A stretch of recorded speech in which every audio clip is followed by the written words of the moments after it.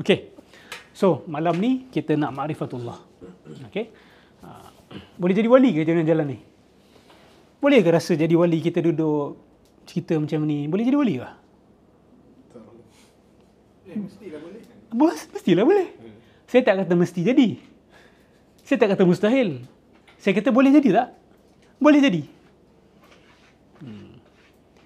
Pelik sebahagian orang ni kan. Lah ustaz, orang yang sampah tak belajar agama pun jadi wali. Tapi bila orang baca kitab, belajar akidah daripada kitab, kata ini takkan sampai. Awak belum sampai, awak belum rasa. Apa bukti awak? Mungkin orang yang duduk rumah baca kitab tu, mustahil ke jadi wali? Kenapa macam sangkut nak jawab ni? Dengan jujur, dengan ikhlas, dia baca dan dia ada kefahaman yang baik, dia faham tentang Allah, dan dia ikut apa yang Allah suruh, apa yang Nabi suruh, dia boleh jadi wali tak? Apa makna wali? Kekasih Allah. Orang yang Allah sayang, dan dia juga meridai Allah Subhanahu wa taala. Antara sifat wali, orang yang tidak ada sedih dan tidak ada takut. Tapi bukan bermakna dia tidak merasa sedih dan tidak merasa takut langsung. Tidak. Sebab Nabi-Nabi pun ada sedih dan ada takutnya. Maksudnya sedih dan takut mereka itu tidak permanen. Dan mereka tidak dicengkam dengan ketakutan dan kesedihan mereka. Okey? So, siapa yang akidahnya selari dengan apa yang Rasulullah bawa, syariat dia selari dengan apa yang Rasulullah bawa, akhlak dia selari dengan apa yang Rasulullah bawa, dan dia istiqamah atas jalan itu, wali insya-Allah.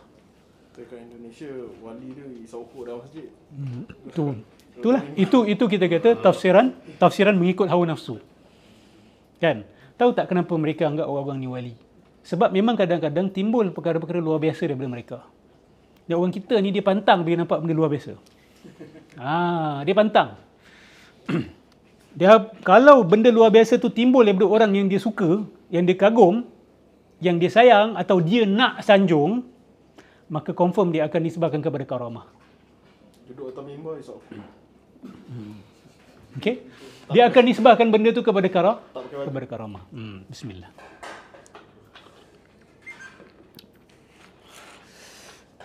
Ini yang kita kata, kita tanya mereka atas dasar apa? Yakinlah mereka akan jawab, sebab dia ni ada benda-benda luar biasa timbul daripada dia. Lagi satu, sebab orang lain yang mereka anggap wali mengatakan dia wali. Maka dia jadi berantai-rantai. Oh, syekh ni kata dia wali ya? Jap. Syekh tu wali ke? Macam mana kamu tahu? Oh, dia wali sebab syekh lain kata dia wali. Jadi tasalsul. Tahu tasalsul? Infinite regress. Tak tahu mana punca dia. Yang ni kata dia wali, yang ni kata dia wali, yang ni kata dia wali. Jalan Ahlus Sunnah wal Jamaah bukan begitu kita menentukan kewalian seseorang. Dan kita tak boleh tentukan secara pasti. Kita hanya boleh bersangka baik.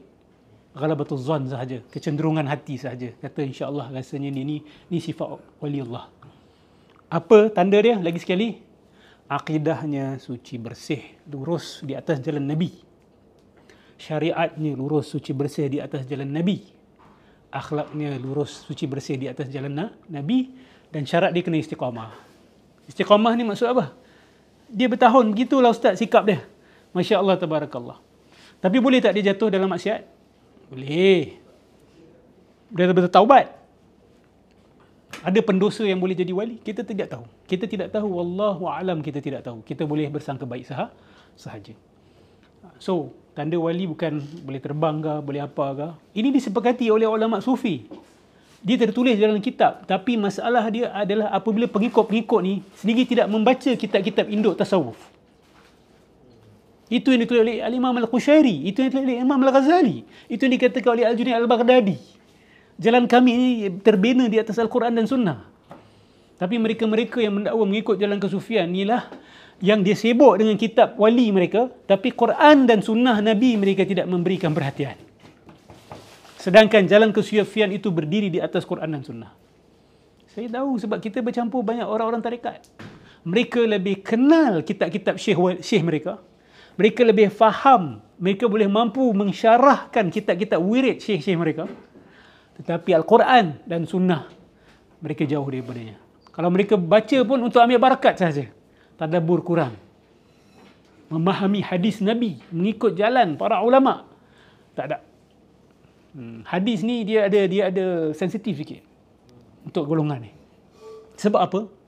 Sebab kalau seseorang tu mendalami hadis, okey, dan akalnya belum lagi dirosakkan dengan falsafah-falsafah batiniah ni, dia akan sedar dan dia akan perasan banyak yang diamalkan sebenarnya bukan jalan Nabi, tetapi jalan guru mereka.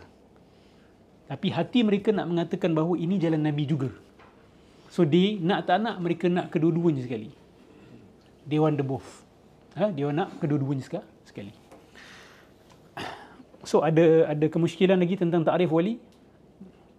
Okay, bagi yang mendengar daripada rumah, saya dah memberikan takrifan wali yang saya pegang. Okey. Saya dah jelaskan bahawa tidak ada manusia yang boleh tahu secara pasti siapa wali ataupun bukan wali Allah. Ada seseorang tu dia wali, mungkin kita tak tahu hujung dia macam mana. Dia mungkin ada tanda-tanda kewalian sekarang, tapi meninggalnya dia kita tak pasti. Betul tak? Ada orang nampak tak ada tanda-tanda wali, tapi bila hujung-hujung nyawa dia, selepas kita tidak lagi bertemu dengan dia, dia jadi wali. Kita tidak tahu. Jadi jangan kita mengancam-ngancam orang lain.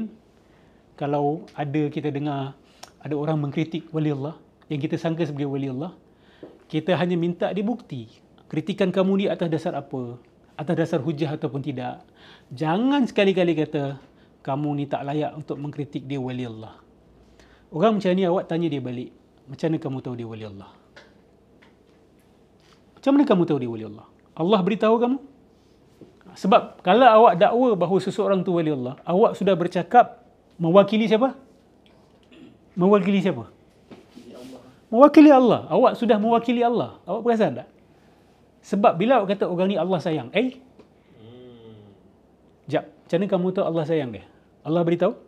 Allah turunkan wahyu? Nak kata ada tanda-tanda bismillah, silakan. Tetapi untuk mengatakan dengan pasti, itu bukan hak kita.